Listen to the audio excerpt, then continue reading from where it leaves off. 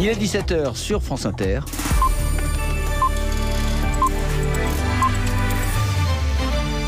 Les infos, Laetitia Gaillet. C'est peu dire que les attentes sont énormes côté soignants. Édouard Philippe a donné le coup d'envoi cet après-midi du Ségur de la Santé. Une reconnaissance tout d'abord. Vous avez bien travaillé, a dit le Premier ministre. Une promesse aussi de faire mieux, bien et vite de la part du gouvernement. Pour nombre de soignants, ça passera donc par la revalorisation des carrières. Emmanuel Macron, Olivier Véran l'ont déjà dit. Édouard Philippe l'a confirmé aujourd'hui, on l'écoute. Je le dis sans ambiguïté. La revalorisation sera significative, comme le sera l'augmentation de l'Ondam dans les années à venir.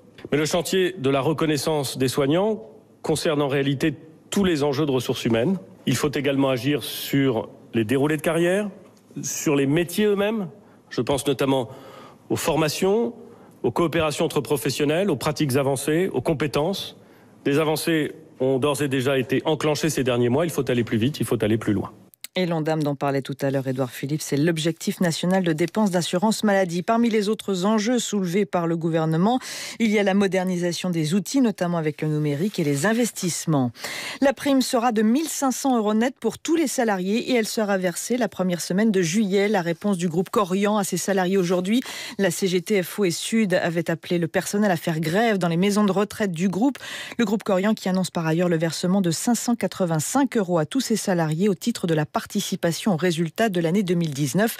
Cette somme sera versée à la fin du mois. C'est officiel, après plusieurs semaines de négociations, l'État allemand s'est entendu avec la compagnie aérienne Lufthansa sur un plan de sauvetage. Il sera de 9 milliards €. On ne connaît pas encore tous les détails de la négociation, mais Lufthansa disait récemment s'attendre à ce que le gouvernement allemand conditionne son aide à des dispositions concernant les futurs versements de dividendes et une limitation des rémunérations de ses dirigeants.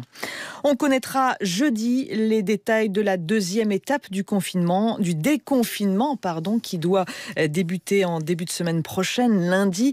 Emmanuel Macron réunira jeudi matin un conseil de défense à l'Élysée et l'après-midi, le Premier ministre Édouard Philippe annoncera donc les derniers arbitrages concernant cette deuxième phase. La France, on l'a dit, planche sur ses hôpitaux sur la deuxième phase du déconfinement. L'Italie, elle, est entièrement sur son déconfinement. Aujourd'hui, ce sont les piscines et les salles de gym qui ont rouvert en Italie et Bruce de Galzin est allé jouer du muscle dans les salles de gym qui ne sont pas vraiment débordées. Reportage.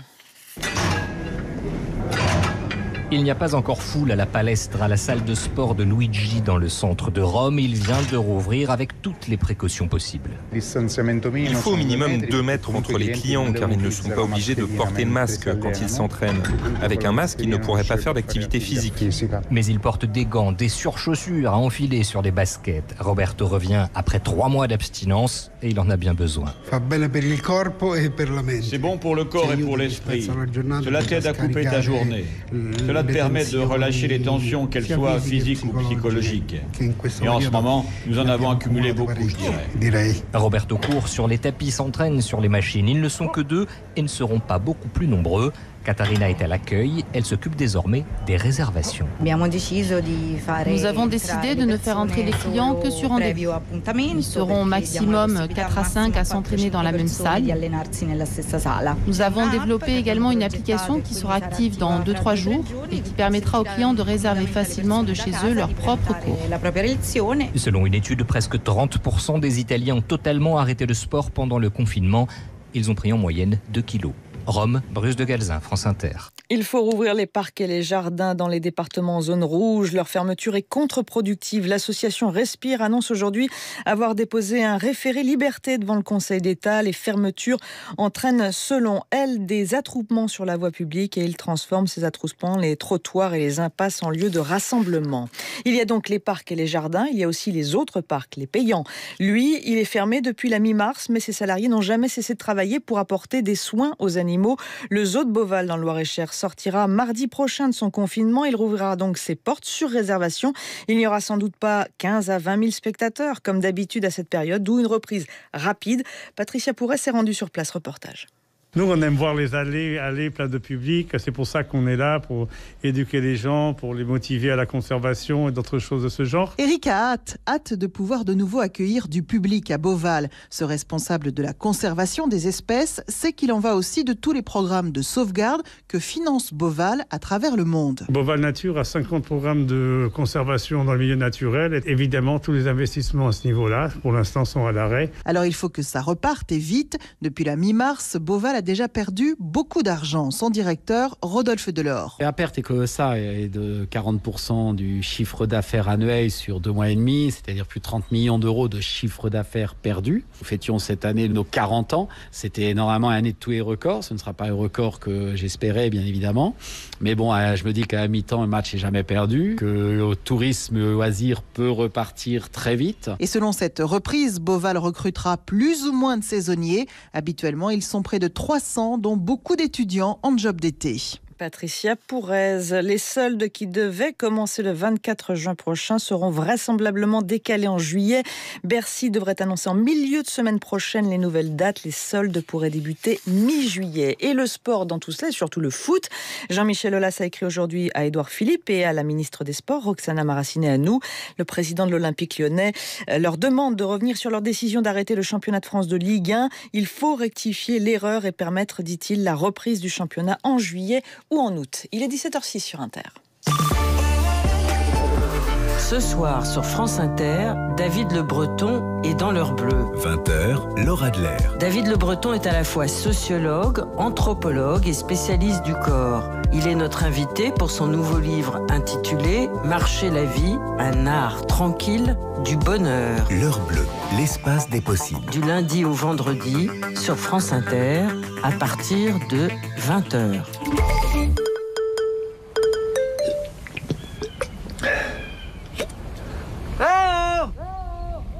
Allez, on repart ? Bienvenue dehors. Et pour que vous en profitiez pleinement, tout en protégeant notre terrain de jeu, cette semaine chez Decathlon, pour tout achat d'un sac à dos, la gourde en aluminium 1 litre est à 1 €. Gourde MH500 Alu d'une valeur de 7 €. Offre valable exclusivement en magasin pour l'achat d'un sac à dos Quechua ou Forclaz d'une valeur de 30 € minimum.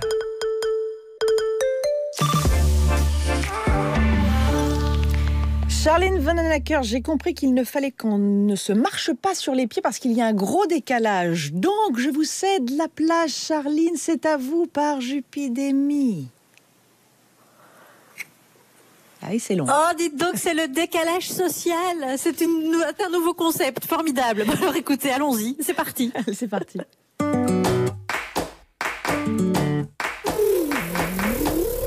Ce matin, sur le groupe Skype de Par Jupidémie, Charline lit les journaux. Oh là là, c'est fou ça. Charline, je suis là, salut. Charline, on est là, hein. Oui, pardon. Bah oui. Oui, excusez-moi, c'est vrai, c'est l'heure de la conf, hein, c'est ça? Voilà, on a une émission à préparer quand même. Bah oui. Oui. Alors aujourd'hui, ce qu'on va faire plutôt, c'est une revue de presse. Ah bon? Quoi? Pendant 1 heure? C'est long. Ah ben oui, là, l'actu est de retour, hein, Guillaume. Il y a même des news politiques. Oh là là, j'ai tellement attendu ce moment. Ouais, c'est vrai que ça fait un peu de bien, j'avoue. Oui. Et pour fêter ça, il y a même GG qui fait son grand retour. Hein. Et qui c'est GG? C'est ça? Mais Gérald Darmanin, bien sûr, mon idole. Oui. Ah, c'est vrai qu'il nous a manqué, GG, hein, c'est vrai. Non, mais là, c'est magnifique, quoi. Le mec nous fait un petit cumul de derrière les fagots, là, c'est génial. Ah, c'est vrai, la mairie de Tourcoing, tout en restant ministre, c'est bien joué, Ouais, et en disant qu'il a rien demandé, en plus. Ah, il faut. Ah bah, il est beau, le monde d'après, n'empêche. Eh bien, mais arrête de rêver, ça c'est tellement pré-Covid comme remarque. En tout cas, ils ont programmé le 2e tour des municipales, et ça, moi, alors ça m'émoustille. Hein, ouais, ça sent mon grand retour sur les marchés. Ah, mais calmez-vous, le 2e tour, bon, c'est fin juin, ça sera surtout une abstention record. Non, c'est pas grave, ça. Le principal, c'est qu'on puisse parler d'autre chose. Preuve en est, même Télématin a repris. Ah oui. Alors ça, c'est vrai, oui. Ça, c'est le signe que le virus est derrière nous, vu la moyenne d'âge de l'équipe de Télématin. Si on les sort, c'est mon signe. Bon, alors, attendez, les gars, j'ai encore un journal à lire. Et alors, attendez, j'ai gardé le meilleur pour la fin. Ah, l'Humanité? Bah non, l'équipe. Ah. Non, le Figaro. Ah oui. What else? What else?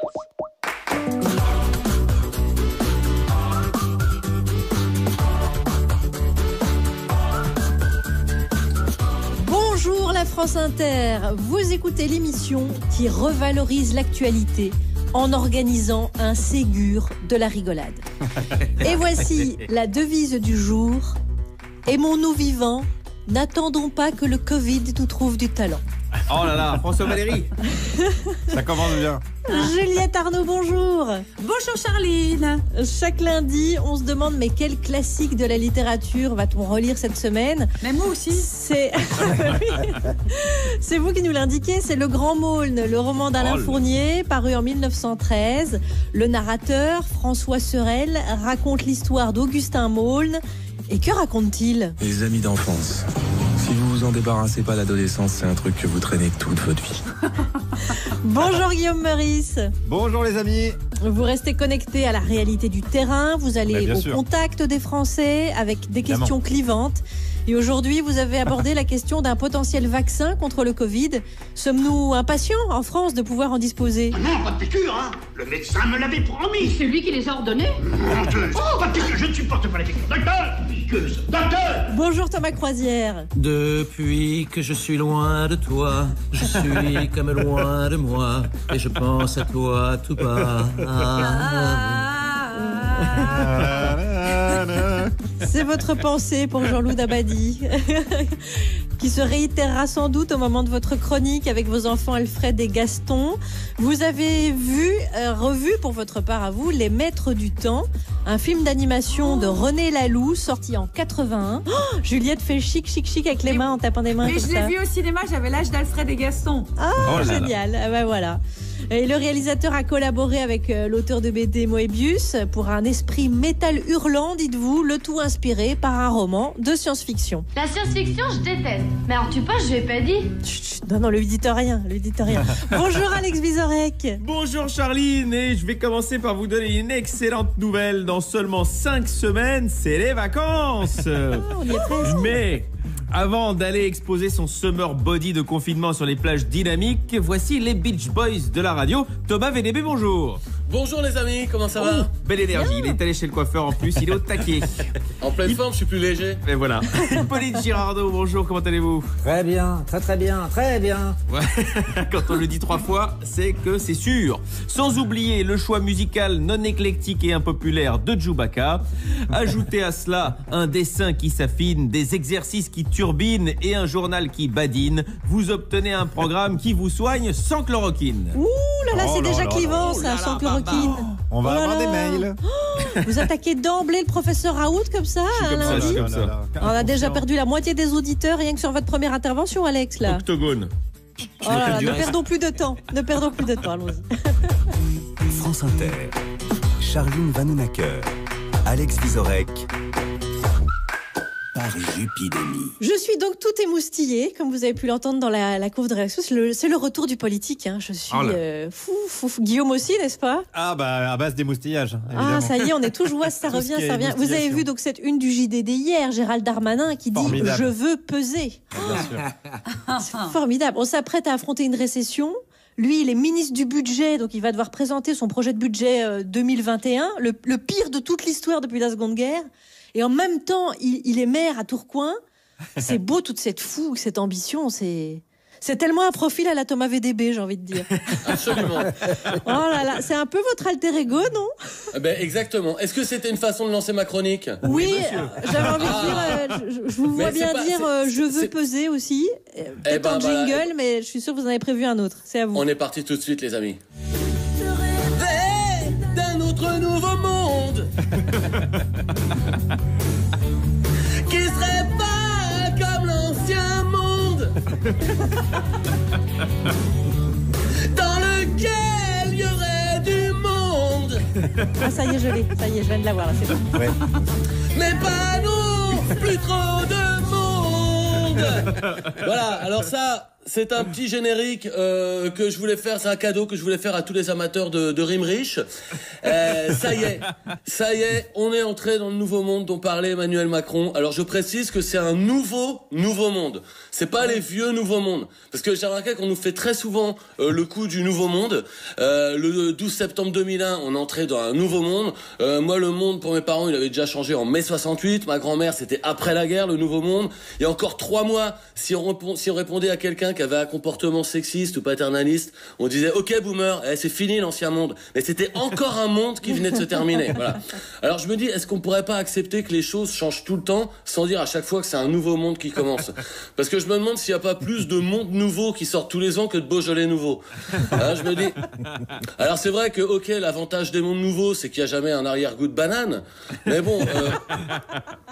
Personnellement, moi, ça me fatigue un peu d'entendre toujours parler de nouveau monde. T'as à peine le temps de t'habituer au monde de maintenant qu'il y a quelqu'un qui arrive et qui fait allez hop, on change de monde. Et moi, à un moment, je dis la barbe, les nouveaux mondes. Alors c'est vrai que, en plus, je me dis, il faut que j'arrête d'avoir peur de la fin du monde parce que j'ai déjà vécu finalement 14 fins du monde. Hein. On en vit régulièrement.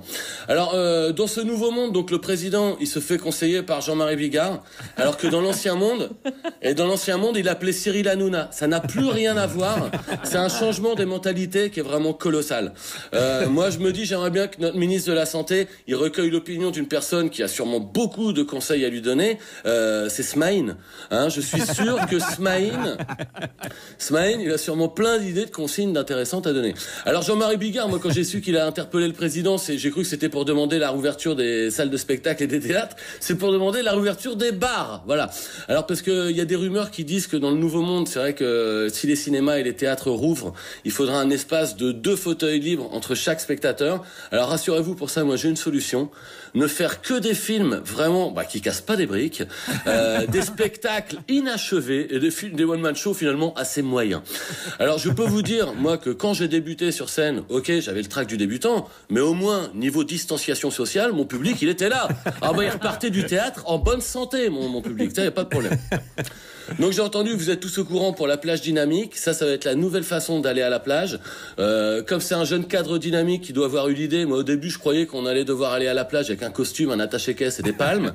C'est pas ça. On pourra aller à la plage, mais il faudra toujours être dynamique. On n'aura pas le droit de poser sa serviette, on n'aura pas le droit de bouger, il faudra toujours être en mouvement. C'est-à-dire par exemple, si t'es à la plage dynamique et tu joues au frisbee, si t'arrêtes un moment pour te reposer parce que t'es fatigué quand même avec le frisbee, là il y a un flic qui débarque et il dit monsieur, veuillez continuer de jouer au frisbee s'il vous plaît. Voilà. Et si tu refuses, après tu joues plus au frisbee et tu joues à la grenade de désencerclement. Voilà, ça plane moins, mais c'est quand même excellent. Voilà. Donc dans l'ancien monde, on envoyait des policiers parce qu'on manifestait en cassant des trucs. Maintenant, on envoie les policiers si on arrête de jouer au frisbee. Attention, avec le nouveau monde, on est monté d'un cran. Merci à tous les amis. Merci Thomas VDB. Dites-moi, vous vous sentirez vraiment déconfiné quand les bars seront ouverts ou quand les cinémas et les théâtres seront ouverts? Question pour tout le monde. Hein. Les bars, évidemment les bars. Ah non, voilà, c'est Bigard qui a raison. Donc. Non, évidemment, c'est Bigard qui a raison depuis le début. Les chauves-souris enragés, il avait tout vu le gars, d'où il vient le Covid, les chauves-souris. C'est un visionnaire. Sur ce, je vous laisse vous déhancher ou pas sur le premier disque. Turn on that flashlight. I think I'm kissing your sister. Early in the morning and I can't get right. Had a little date with my baby last night. Now it's early in the morning. Ooh, in the morning. Early in the morning and I ain't got nothing but the blues. Went to all the places that we used to go.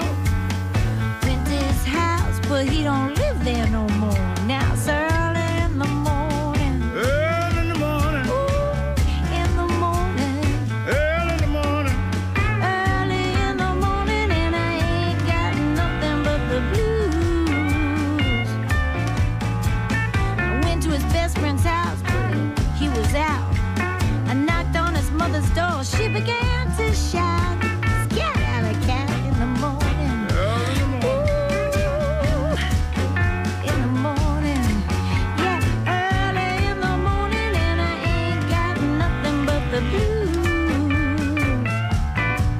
Hey.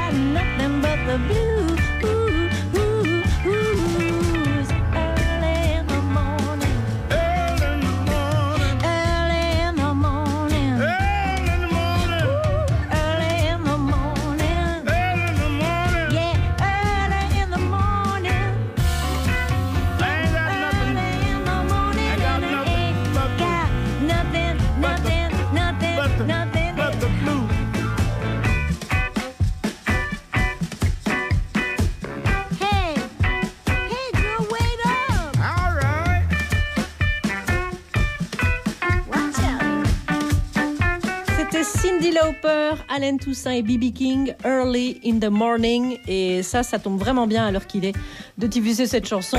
C'est la perspicacité de Chewbacca. Alors, j'ai bien l'impression qu'il s'est passé un paquet de trucs rigolos ce week-end, Alex. On va faire un petit résumé. Hein. Oui. Allons-y. Là, on rentre dans une période où on doit, en quelque sorte, enfourcher le tigre. Et donc, le domestiquer. Le journal de presque 17h17. Les gars, vous me tenez bien.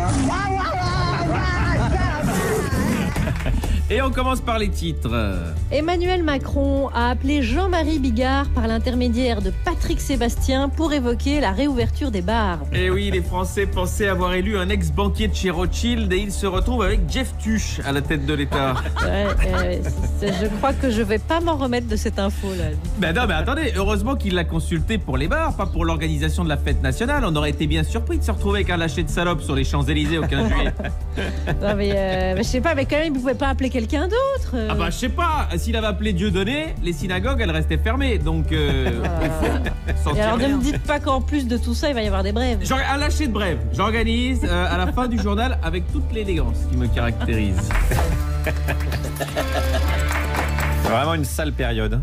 Et on commence par cette étude, on en a beaucoup parlé. Oui, étude internationale qui a mis en lumière un risque accru de mortalité avec le traitement à l'hydroxychloroquine. Et oui, ça a commencé avec des histoires de guérison miraculeuse et au final, ça cause de nombreux morts à travers le monde. C'est pas étonnant que le professeur Raoult soit vu comme un messie. Son histoire a la même trajectoire qu'une religion célèbre. Santé toujours, la directrice du laboratoire de Wuhan, la ville berceau de la pandémie, a nié toute responsabilité. Oui, enfin en même temps, Jonathan Daval aussi, au début. Oui, mais attendez, parce elle a déclaré « Il n'y a aucune chance que le virus vienne de l'Institut ». Mais vous pensiez quand même pas qu'elle allait dire « Alors, vous allez rire. Voilà, j'avais laissé la porte ouverte, il a filé. Désolé, quoi. » Bon, allez, la politique. Le gouvernement a lancé ce lundi, enfin lance aujourd'hui, on peut dire, dans le langage journalistique ad hoc. Le gouvernement lance aujourd'hui le Ségur de la santé. Et alors pourquoi cette appellation Ségur? C'est ça qui intéresse les gens. Simplement, c'est parce que c'est le nom de l'avenue à Paris où est situé le ministère de la Santé. Ah, alors j'espère que pour le débat de l'audiovisuel public, ils vont pas prendre le nom de l'avenue de la maison de la radio, parce que le président Kennedy de l'audiovisuel, ça fait un peu de truc à abattre quand même. En effet. Bon, allez. Municipal à présent. Oui. François Bayrou. Oui. Ah oui, non, oui. non, Si. non. C'est l'alarme qui prévient d'un excellent jeu de mots qui arrive. Aïe. Si, bon, je coupe alors, à tout à l'heure. Allez-y, vous allez pas être déçus. Oui, je reprends, comme ça au moins les auditeurs auront une info, c'est déjà ça de pas perdu. Municipal, François Bayrou préconise de mettre en place un vote par voie électronique. Alors s'il faut voter par Internet, monsieur Bayrou, j'espère qu'il aura un bon modem. Bam! Non, ne l'encouragez pas. En fait, vous n'aimez pas les jeux de mots. Sachez encore qu'à Paris, la collecte des encombrants est de nouveau assurée à partir d'aujourd'hui. Oui, la collecte des encombrants a repris ce matin et RTL en a immédiatement profité pour déposer Stéphane Bern sur le trottoir et c'est Europe 1 qui est passé juste avant pour le récupérer. Effectivement, il est annoncé de 16h à 18h dès la rentrée pour une émission sur l'histoire revisitée avec de l'humour. Ah, l'histoire revisitée et de l'humour. J'ai déjà le titre, ça va s'appeler Le Puy du Fou du Roi. Et j'ai bossé pas d'alarme avant ce jeu de mots là. Si, parce que si je vous prépare pas, vous préférez, je crois. Bon. Ah, ok, d'accord. Allez, des brèves avec un peu d'histoire là aussi. On a redécouvert une brève de 1910 dans l'Iowa. Un canard avait mangé de la levure, avait explosé et avait éborgné un homme. Christophe Castaner vient de passer commande d'1 tonne de levure et de 200 canards pour la police française. Et la dernière, peut-être prenez-la en 2020 peut-être. Oui, j'en ai aussi des actuels. À Varsovie, ivre, il entre dans l'enclos d'une ours pour la combattre à main nue. Apparemment, Jean Lassalle a un peu mal vécu le confinement. Merci Alex Vizorek. De rien, Charline Vanhoenacker. Pour l'ensemble de cette œuvre, y compris les jeux de mots. Alors, il est un lieu culturel qui est resté ouvert, c'est le livre. Vous choisissez, Juliette Arnaud, un grand classique et nous y passons la semaine. Il s'agit de ces ouvrages qui ont fait partie à un moment ou à un autre aussi du programme du bac. Et nous entamons avec vous aujourd'hui une lecture ou une relecture du Grand Maulne d'Alain Fournier, paru en 1913. Oui. Quand on est adulte, Charline, on ne mange plus de coquillettes au jambon et c'est dommage.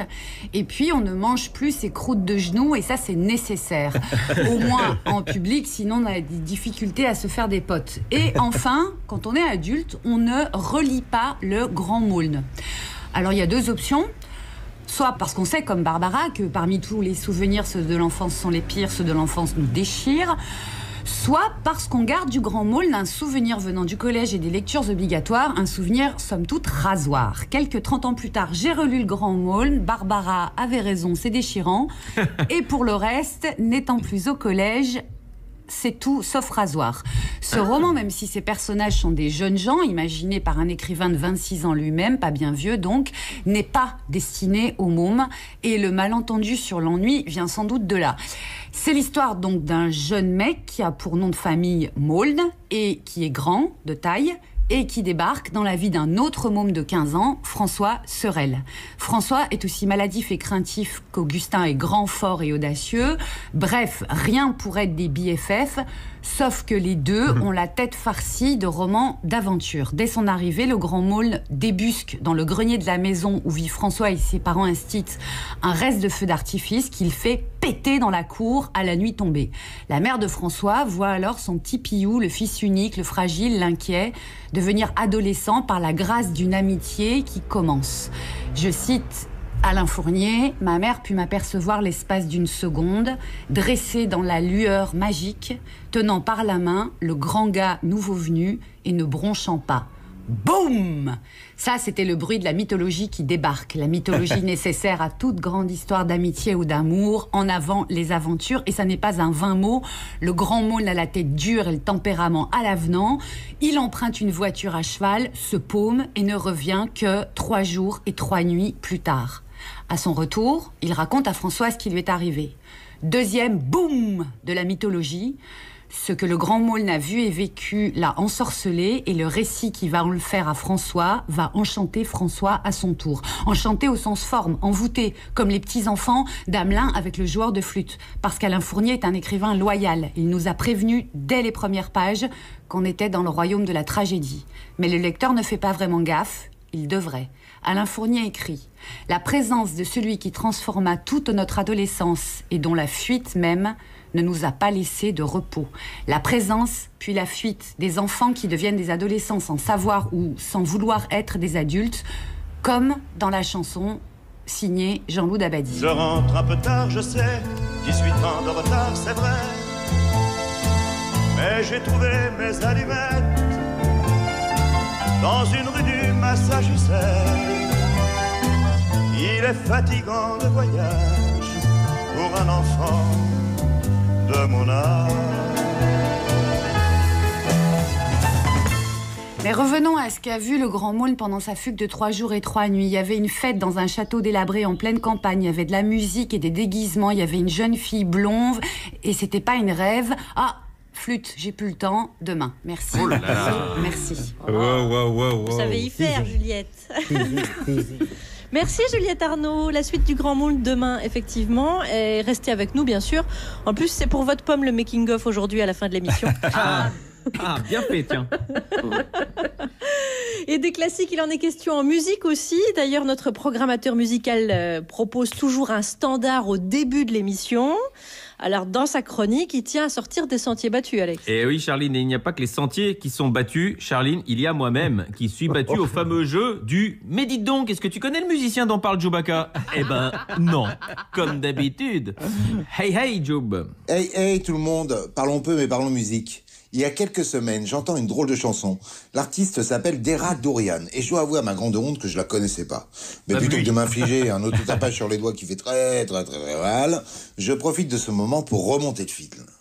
Dera Dorian vient des USA. Elle a grandi dans une famille d'artistes et a mis les bouts à 16 ans pour ne faire que de la musique. Là, elle débarque à New York, devient la bassiste des Torty Projector et très vite collabore avec The Roots ou Vampire Weekend avant d'entamer une carrière solo. Alors, bon, en général, je ne fais pas dans la floraison mystique de printemps.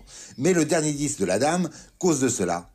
et elle met en musique les différentes expériences qui découlent de ce tutoiement de l'invisible. Elle le fait comme certains artistes, comme Sun Ra par exemple, l'auraient fait dans les années 70.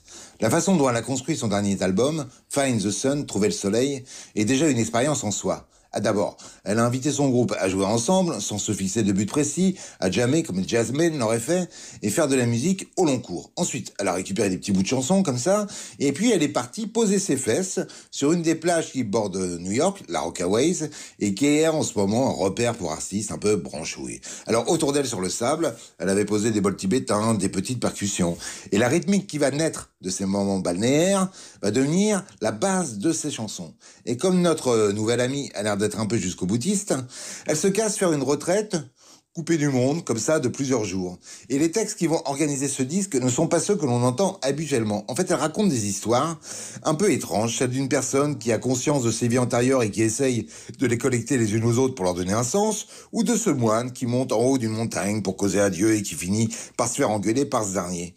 Et la musique qu'elle propose est un peu une connexion permanente avec ces petits bouts de rencontres mystiques. Elle a cette capacité de mélanger les sons, de les organiser dans un ordre qui lui est propre et de nous laisser, quoi qu'il en soit, la liberté de laisser nos oreilles décider.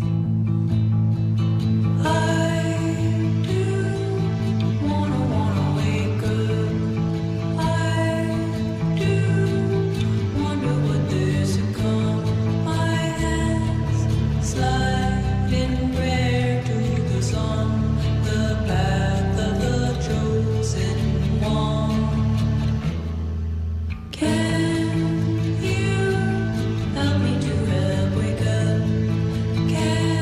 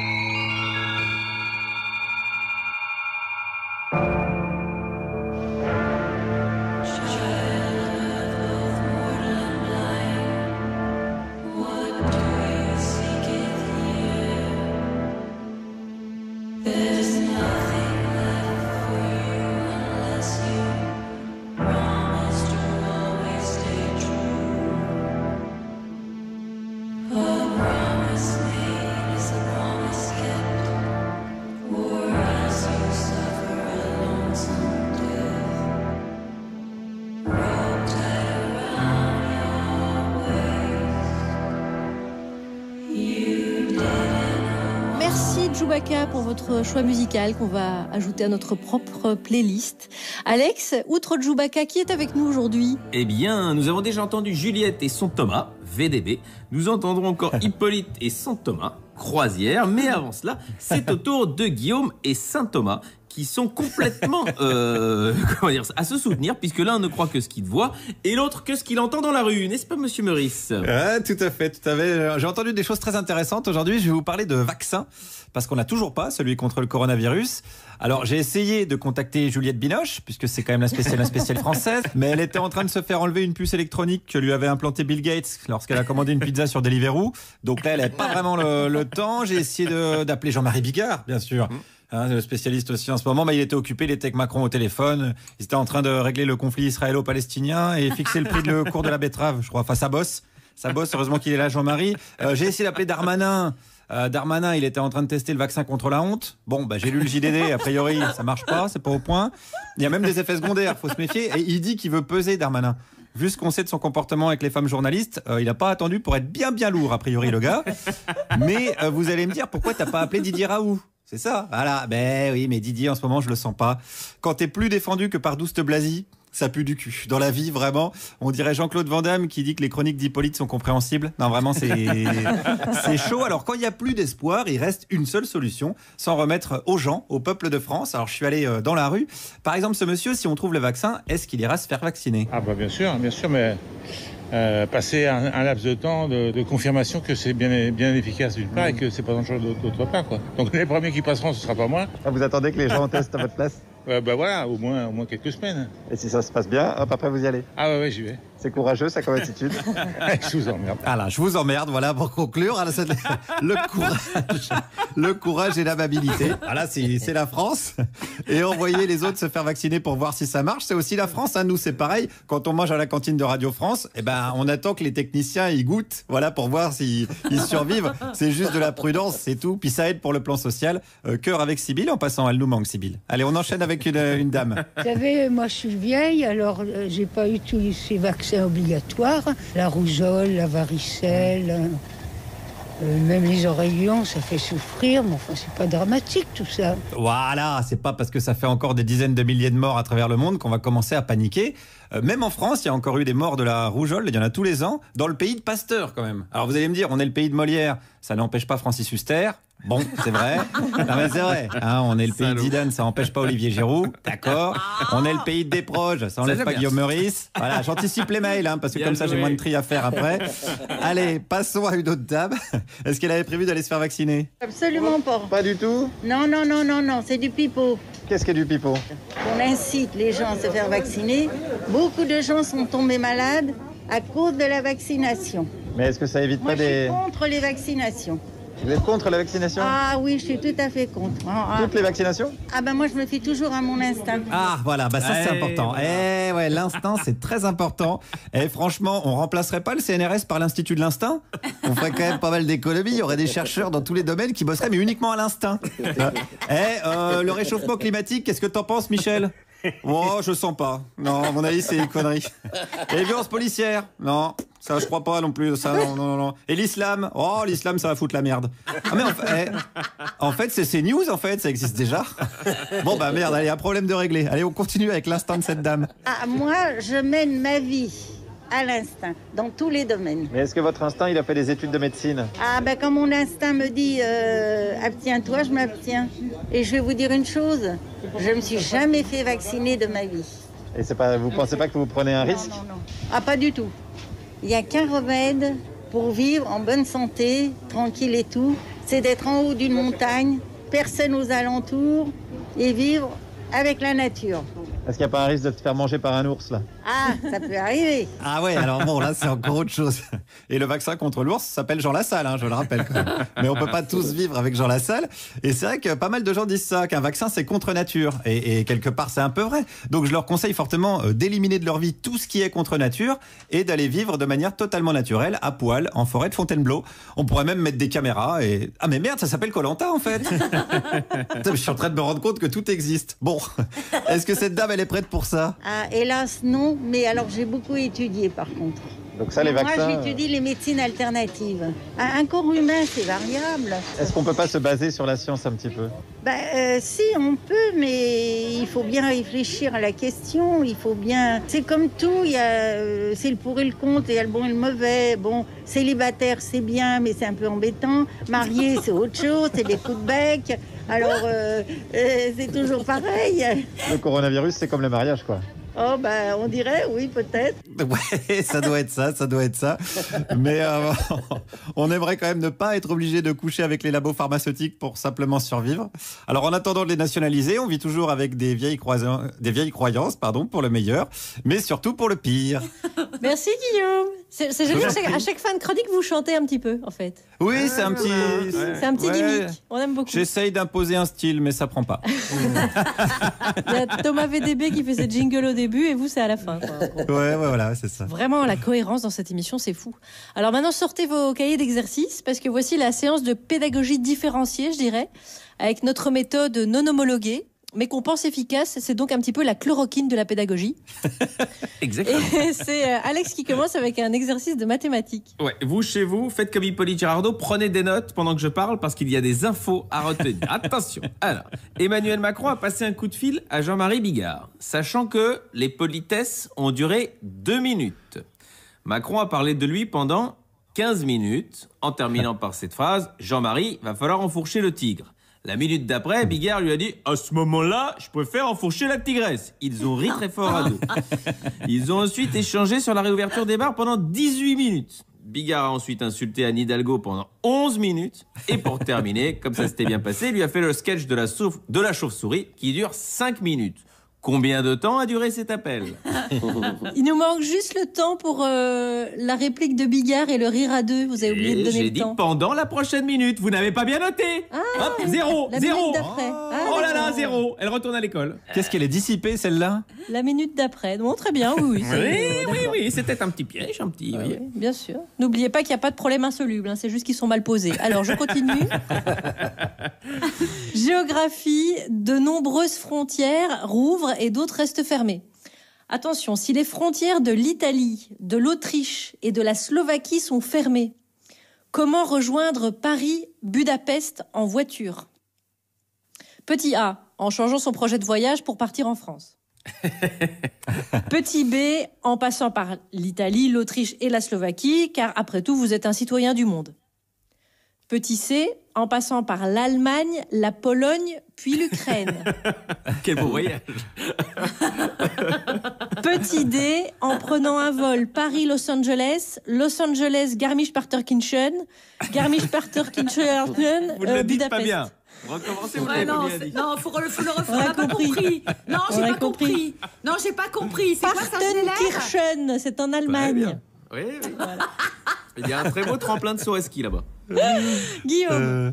Oui, petit exercice de logique. Un nouveau plan pour l'hôpital est annoncé aujourd'hui, le fameux Ségur de l'hôpital, on en a parlé. Alors si on additionne le montant des annonces précédentes et que l'on soustrait ce qui a été promis mais jamais versé, et que l'on applique un coefficient multiplicateur de langue de bois, combien chaque soignant va gagner en plus dès le mois de juin? Réponse A, vous pouvez répéter la question? Réponse B, 0. Réponse C, cela dépendra du taux d'inflation sur les finances publiques pondéré par le prix du baril de gel hydroalcoolique. Et réponse D, Dominique Seux peut expliquer pourquoi c'est beaucoup plus compliqué que ça en fait. Les corrigés sont sur notre page Facebook ou sur la page de l'émission sur franceinter.fr, car on s'emmerde aussi à faire des corrigés et il faudrait quand même... Allez vérifier tout ça, évidemment. Alors, Alex, maintenant qu'on s'est bien pris la tête, qu'est-ce qu'on fait pour se détendre? Passons à celui qui est capable d'interpréter avec talent les plus grands auteurs, mais aussi du Hippolyte Girardot. C'est Hippolyte Girardot lui-même. Bonjour mes amis. Bonjour. Jupitériens, Jupitériennes, bienvenue au compte-rendu de l'édition du Festival de Cannes 2020. Comme les années précédentes, la quantité de stars du monde entier au mètre carré était phénoménale, tout autant que celle de leurs coiffeurs, de leurs maquilleurs, de leurs dealers et autres impresarios. Les mondanités se sont succédées une année encore de la tombée de la nuit à l'aube du surlendemain pour quelques-uns, dont Votre serviteur, envoyé spécial et dévoué, y sacrifiant sa santé. Et les films. Nous avons applaudi le nouveau film de Wes Anderson mettant en scène une gazette française dans une petite ville de province. Nous avons ri avec Bill Murray dans le film de Sofia Coppola. Nous avons été secoués par Virginie Efira. Et secoués par Efira, croyez-moi, on s'en souvient, en nonne lesbienne et amoureuse dans le Benedetta de Paul Verhoeven. Et le déjà palmé Nanni Moretti nous a enfermés dans un immeuble romain de 3 étages, d'où le titre Tre Piani, une sorte de huis clos confiné. Drôle d'idée, il faut bien le dire. Non, Hippo, oui, ça a été annulé. Annulé Cannes, et pourquoi le truc qui s'appelle le Covid, là, le virus, tu sais bien quand même. Ah oui, mais enfin... alors là, évidemment, si c'est comme ça... Tant pis pour l'actualité. Si Cannes a pu être annulé, c'est que Cannes a été créé. En 1937, seul le Festival de cinéma de Venise, la Mostra, existe.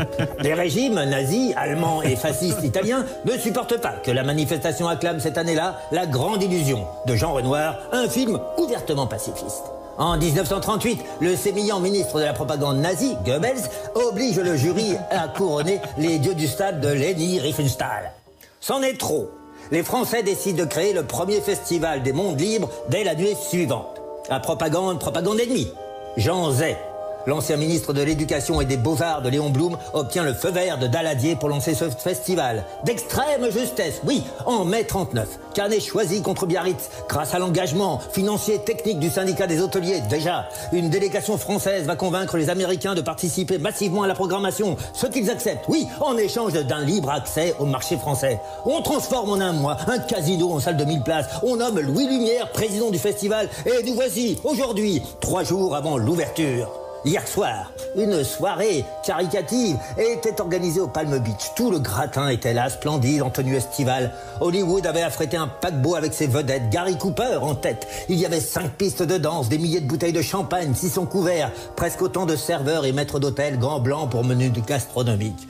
Vers 1h du matin, on a lancé les feux d'artifice, inspirant des oh et des ah, quand soudain, un vent glacé s'est levé.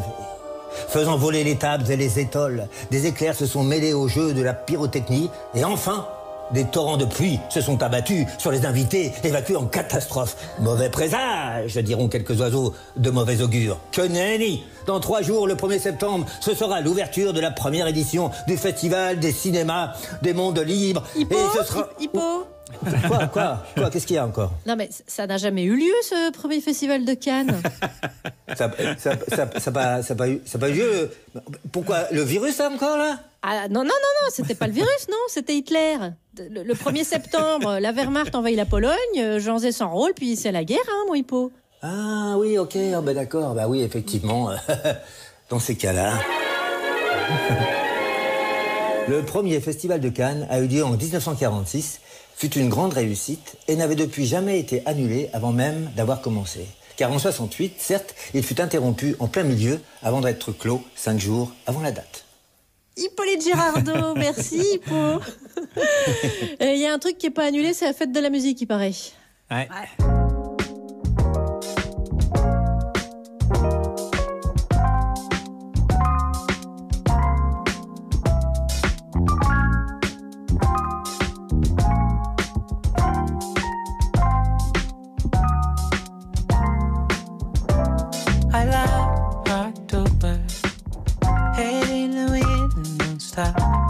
You know love is right around the corner. Not this year. Colors faded in me. All I know is I'm getting things in order. It's a sunny afternoon, but I need you here. Nothing without you. It's a sunny afternoon, but I'm freezing in. Hope you're coming back real soon. Soft spoken, I can't believe it's all gone. You know love is right there where you make it. Just know that you've got a friend in me. So come on, it's time to celebrate it. It's a sunny afternoon, but I need you here. Nothing without you.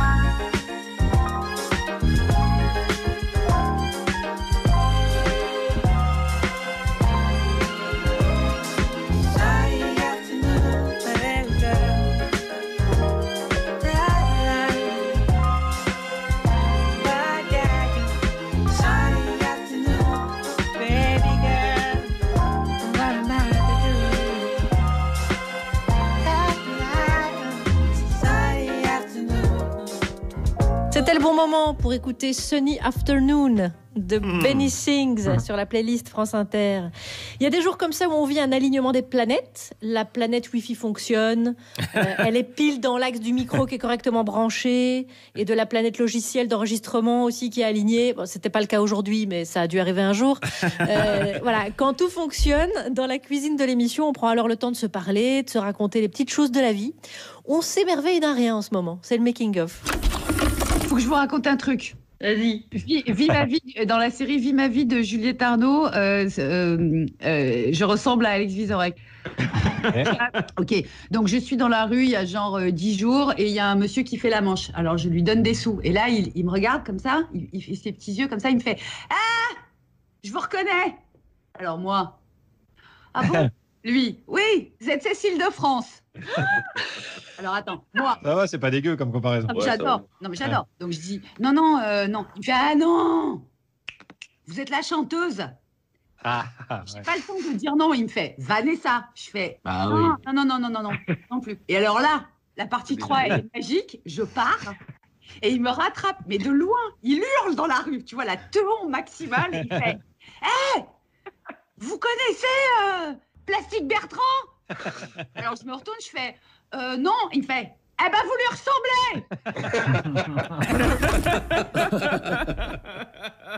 Voilà, c'était une petite tranche de vie éjectée du grille-pain de par Jupidémie qui croustille entre vos oreilles. Eh oui, que voulez-vous? Il faut se réinventer. C'est pour ça qu'on vous propose de redessiner nos vies. La séquence du dessin est faite pour ça. Dans les zones rouges, donc tout un grand quart nord-est de la France, je le rappelle, les parcs et jardins ne sont toujours pas ouverts. Alors les citadins finissent par s'asseoir sur les trottoirs pour profiter de quelques rayons du soleil. Il y en a marre. Alors faisons comme dans la BD de GB l'an 01. Et alors transformons nos trottoirs sur lesquels on est obligé de s'asseoir. Et transformons notre trottoir, nos rues en jardins. Allez, on dépave et on plante. Alors comme on peut pas le faire en vrai, sinon on se fait gronder par la voirie, on le fait en dessin et vous pouvez le poster sur Twitter, hashtag par Jupidémie avant demain 14h30 et on publiera les plus beaux dessins. Allez, venez parfaire la culture cinématographique de toute la famille avec les choix éclectiques de la famille Croisière. Confiné volontaire avec mes 2 orphelins, je leur propose chaque soir la séance de Thomas Croisière. Et hier, c'était... Les Maîtres du Temps. De René Laloux. Lauréat du prix spécial du jury cannois avec La Planète Sauvage, chef-d'œuvre d'animation développé avec Roland Topor, René Laloux collabore cette fois avec Moebius, maître de l'art graphique à qui l'on doit Le Monde du Garage Hermétique et L'Incal. J'ai bien aimé et j'avais l'impression que c'était dans le futur. Normal, car il adapte L'Orphelin de Perdide du fantastique Stéphane Wool, avec au dialogue le polardeux Jean-Patrick Manchette. Incroyable alliage de talents en métal hurlant. Et vous hurlerez en apprenant que la musique fut coécrite par Jean-Pierre Bourter, compositeur pour Clo-Clo, Johnny, Elvis et bien sûr Michel.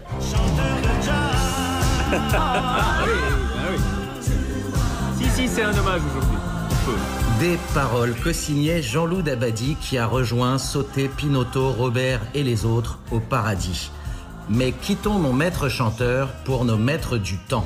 Ça parle d'un petit garçon sur une planète où son père est mort et l'ami de son père doit venir le récupérer. Le problème, c'est que l'aventureux Jafar est dans une galaxie lointaine, très lointaine, et que son itinéraire vers Perdide est truffé d'embûches spatiales. Le petit garçon, là, c'était un peu moi. Sans doute rêves-tu du décès de ton père pour découvrir avec insouciance une planète hostile au gré des mauvaises rencontres comme les frelons géants ou heureuse comme l'adorable Ouin-Ouin. J'ai bien aimé le petit garçon, j'ai été triste quand Ouin-Ouin il s'est fait prendre par les lianes. Triste car Laloux est un précurseur de l'animation adulte où on ne résout pas tout avec un morceau de sucre. Mais sa culture de l'imaginaire séduit aussi les plus jeunes. Aussi les 2 petits robots, ou plutôt pas robots, mais les 2 petits gnomes, je les ai bien aimés. C'était un peu Alfred et Gaston, quoi.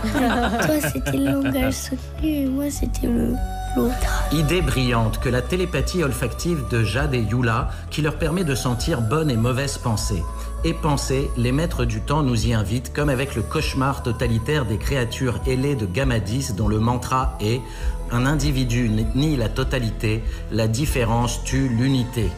Je vis le film à 7 ans au cinéma, j'en avais 10 quand il fut diffusé sur TF1, et même si je n'ai jamais tout compris, le visionnage de la cassette vidéo de mon père me laissait émerveillé et perplexe. 35 ans plus tard, je constate que mon fils de 9 ans est bien moins con que moi. Pas étonnant, diront ceux dont je sens les mauvaises pensées. En fait, le maître du temps projette les planètes 60 ans en arrière ou tout ça pour les conquérir. En fait. Je suis le pochard galactique. Voilà pourquoi ils sont les maîtres du temps et comment le destin du petit Piel sera révélé. Ce film fantastique, clos par une scène ésotérique dont les novatrices images de synthèse vous feront aujourd'hui sourire, est depuis longtemps perdu dans les limbes de l'espace et du temps. Les VHS sont effacés, mais YouTube l'a piraté. Alors vive les cultures de l'imaginaire et vive le cinéma! Merci Thomas Croisière, Alfred et Gaston. Et en effet, c'est vraiment le dernier moyen pour le voir, c'est YouTube. Donc là, on est obligé de vous encourager à aller le voir, ce qu'on ne ferait pas d'habitude, mais c'est le cas. Juliette Arnaud, vous l'aviez vu aussi quand vous étiez enfant, vous avez un souvenir? Ouais, avec mon père à Saint-Etienne et mon petit frère. On était terrorisés. On avait trouvé ça extraordinaire, mais ça nous a fait faire des cauchemars pendant des semaines et des semaines. Donc il faut le voir avec un adulte. Et j'avais oublié ouin ouin. Donc c'était une Madeleine de Proust alors pour vous, cette chronique. Ouais. Merci à tous les amis. En tout cas, merci aux hôteliers de notre établissement, Alex Vizorek, Juliette Arnaud, Guillaume Meurice, Thomas Croisière, Alfred et Gaston. On vous retrouve demain? Oui, évidemment. Merci à ceux qui nous ont rejoints aujourd'hui. Djoubaka, merci Thomas VDB. Merci Charline, merci les amis. Salut Thomas. On sera heureux de vous retrouver en chair et en os bientôt, on espère. Et puis merci Pauline Girardot. Merci à vous. À très vite. Merci à ceux qui préparent l'émission, Nathalie Romero, Sarah Masson, Fabrice Rivaud, Kélian Yousfi, à la programmation musicale Djoubaka, à la réalisation François Audouin, à la coécriture et la coordination Ramzi Assadi et à la technique aujourd'hui les camarades Pauline Laverdure et Julien Michel. Allez, vive les faucons, les côtes de mailles, les armures et les princesses. Et vous avez deviné le mot de la fin. Allez, car nous avons encore une grande route à parcourir. Allez, en route pour le Puy du Fou.